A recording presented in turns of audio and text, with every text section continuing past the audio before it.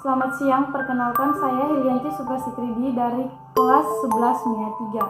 Di sini saya akan memaparkan atau menjelaskan materi tentang karya tulis ilmiah. Yang pertama, pengertian karya tulis ilmiah. Karya tulis ilmiah merupakan laporan tertulis dan diterbitkan yang memaparkan hasil penelitian atau pengkajian yang telah dilakukan oleh seseorang atau sebuah tim dengan memenuhi kaidah dan etika keilmuan yang dikukuhkan dan ditaati oleh masyarakat keilmuan. Yang berikut struktur karya tulis ilmiah. Yang pertama, pendahuluan. Pendahuluan adalah bagian awal dari struktur karya ilmiah yang berisi gambaran topik permasalahan yang akan disajikan. Yang kedua, isi atau pokok pembahasan. Isi atau pokok pembahasan adalah hal terpenting dalam struktur karya tulis ilmiah. Bagian ini merupakan inti dari tulisan yang memaparkan informasi atau data yang telah diperoleh. Kemudian, penulis menganalisisnya berdasarkan data-data yang diperoleh untuk menjawab pertanyaan-pertanyaan yang muncul dalam rumusan masalah. Yang ketiga, penutup. Bagian akhir pada struktur karya tulis ilmiah adalah penutup yang berisi kesimpulan, saran, atau rekomendasi. Pada bagian yang satu ini, kita menjelaskan temuan-temuan dari hasil penelitian secara ringkas, sederhana, dan jelas. Adapun pada bagian saran, menyampaikan rekomendasi terkait temuan dari penelitian tersebut. Juga bisa menjelaskan kelemahan dari penelitian yang dilakukan, sehingga perlu untuk ditindaklanjuti oleh peneliti lainnya.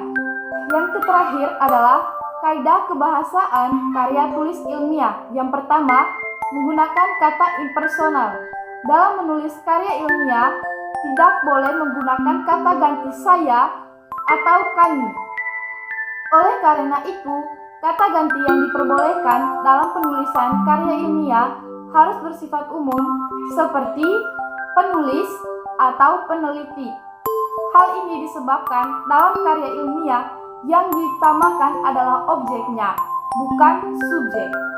Yang kedua, menggunakan kalimat pasif. Dalam menulis karya ilmiah, kalimat yang digunakan bukan kalimat aktif, melainkan kalimat pasif. Contohnya, bila kamu ingin menulis, penulis melakukan observasi di terminal. Lebih baik ditulis, observasi dilakukan di terminal. Yang ketiga, menggunakan bahasa reproduktif. Selanjutnya, kalimat yang ditulis harus menggunakan bahasa yang lugas dan tidak ambigu atau bermakna ganda. Hal ini bertujuan agar pembaca dapat memahami isi penelitian dengan mudah serta memiliki pemahaman yang sama oleh peneliti. Yang keempat, menggunakan bahasa denotatif. Bahasa yang ditulis dalam karya tulis ilmiah sebaiknya adalah bahasa denotatif atau bahasa yang memiliki arti dan makna sebenarnya. Hal ini memiliki tujuan agar pembaca mampu memahami karya tulis ilmiah dengan mudah. Yang kelima, menggunakan kata baku. Kata yang digunakan dalam karya tulis ilmiah harus kata baku sesuai Kamus Besar Bahasa Indonesia. Kata ini memiliki sifat yang tidak rancu dan tidak terpengaruh oleh bahasa lain. Selain itu, juga perlu menuliskannya dengan kalimat yang efektif. Demikian pemaparan materi dari saya. Terima kasih.